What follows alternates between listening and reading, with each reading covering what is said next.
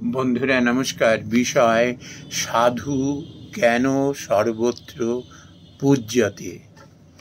বন্ধুরা, সাধু মানুষের মধ্যে এমনই একটা বৈশিষ্ট্য থাকে, যে কোনো ধরনের মানুষ তার কাছে যাক না কেন, যে কোনো বিষয়ে মনের তাপ নিয়ে, অশান্তি নিয়ে, সে ঠিক শান্তির খোঁজটি পাবে, দিশাটি সে খুঁজে পাবে। আমরা এমন সাধুকে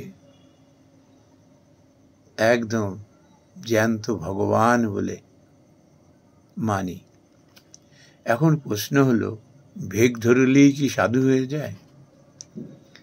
কে সেই সাধু যার সংস্পর্শে যে কোনো মানুষ গেলেই তার মনের শান্তি সে পাবে, আত্মজ্ঞান এসে সমৃদ্ধ হবে, পাপ কাজ ছেড়ে দিয়ে সে সৎ পথে চলবে, অধর্ম ছেড়ে দিয়ে সে ধার্মিক হবে, ভয় ছেড়ে দিয়ে সে নির্ভয় হবে? কে এমন সাধু যার সংস্পর্শে গেলে পরে সমস্ত কিছু সে পাবে?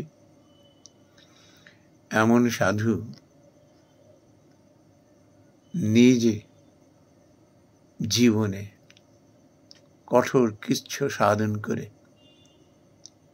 তবে সত্যকে খুঁজে পেয়েছেন। এই জন্য তার সংস্পর্শে যারা আসেন তারাও সত্যকে খুঁজে পান এবং জীবনের লক্ষ্যটিকেও তারা উপলব্ধি করতে পারেন।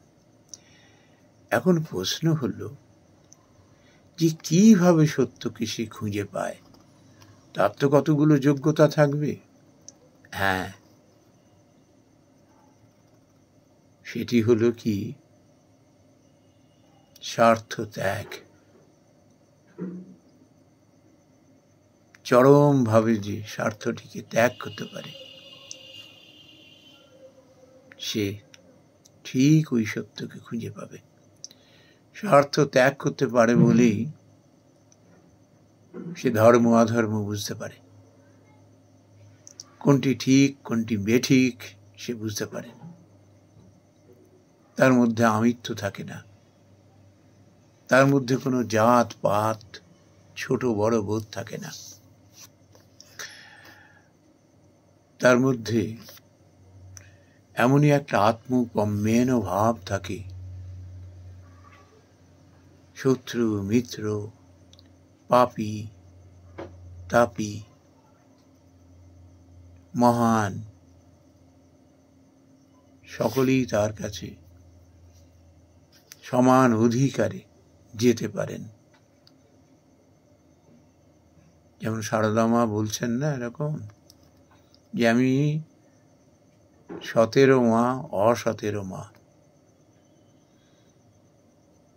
এমন সাধু কি তো বলতে পারেন এই কথা? সবাই তারই সন্তান। সে প্রচার থেকে 10 হাত দূরে থাকেন। ওই একটা কম্বল দান করলাম, একটা ছাতা দান করলাম,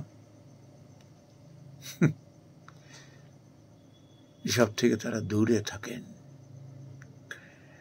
সমস্ত কিছু তারা নির্জনে করেন। তার উদ্দেশ্যই হলো সেবা করা। সেবাটি তার কাছে পৌঁছলো কিনা। ভাবের ঘরে তারা কখনো চুরি করেন না। দেহ মন বাক্যে এত শুদ্ধ, এত পবিত্র, যে মানুষ তার সংস্পর্শে যায় না, যেমন অমৃত পান করে সে যে ধরনেরই মানুষ হোক না কেন, যেমন বাহ বাহ করতে পারে, একটা যেন তৃপ্তি পান, তেমনি এই সমস্ত সাধুর সংস্পর্শে যারা আসেন তারা ওই তৃপ্তিটুকু পান। তারা বাইরে সাজসজ্জা ফুলের মালা পরে একেবারে সেই চেহারাটিকে একেবারে সুন্দর করে সাজিয়ে লোক দেখানোর জন্য তারা বসে থাকেন না। মানুষের সেবা করতে করতে তারা নিজের জীবন শেষ করে দেন। লক্ষ্যই হলো মানুষের সেবা। জীবন পাত করে দেন, দেশের মঙ্গল, দশের মঙ্গল, এই তার লক্ষ্য। কে তাকে পুরস্কৃত করলো, কে তিরস্কৃত করলো, ওই পুরস্কার থেকে 10 হাত দূরে থাকেন। শ্রীমদ্ ভগবদ গীতা এর নানা রকম উদাহরণ দিয়েছেন সাধুর লক্ষণ। তার কাছে মাটি আর ওই স্বর্ণখণ্ড সমতুল্য। তার কাছে শত্রু মিত্র আলাদা কেউ নাই, কেউ তার কাছে শত্রু নয়, কেউ তার কাছে মিত্র নয়। সমান অধিকারে সবাই তার কাছে যেতে পারেন। তিনি তার জাত পাত ধর্ম দিয়ে বিচার করেন না। সেবাই তার লক্ষ্য। কারা পারেন এমন পবিত্র হতে? যারা একটু কিছু করেই প্রচারের ডঙ্কা বাজিয়ে অন্যের দৃষ্টি আকর্ষণ করে ফুলে ফেপে বাণিজ্য করতে চান, তারা এসব বুঝবেন না। তারা ঢং করে সাজগোজের মধ্যেই থাকবেন আর বিলাসিতার মধ্যে। এমন সাধু বড় আড়ালে থাকেন, তাদের খোঁজ করে যেতে হয়। যারা এদের সন্ধান পান তারা ভাগ্যবান। কত সাধু আমরা চোখের সামনে দেখে, তার পোশাক দেখে আমরা তাকে ধরতে পারি না, বুঝতে পারি না। তিনি আমাদের আড়ালে থাকেন। আর ঠিক তার উল্টোটা, বাইরের ঢং সাজ পোশাক দেখে আমরা মুগ্ধ হয়ে যাই, আর যখন ঠকি তখন আফসোসের সীমা থাকে না। সাধু খোঁজা কি অত সোজা? তিনি এসে কি এরম ধরা দেবেন সাজ পোশাক পরে? তাকে খুঁজতে হয়। ভারতবর্ষ এমন একটা পুণ্যভূমি, এখানে এই সাধুর বাস রয়েছে। এই জন্য দেখি আমরা দেশ দেশান্তর থেকে এখানে আসেন। আমাদের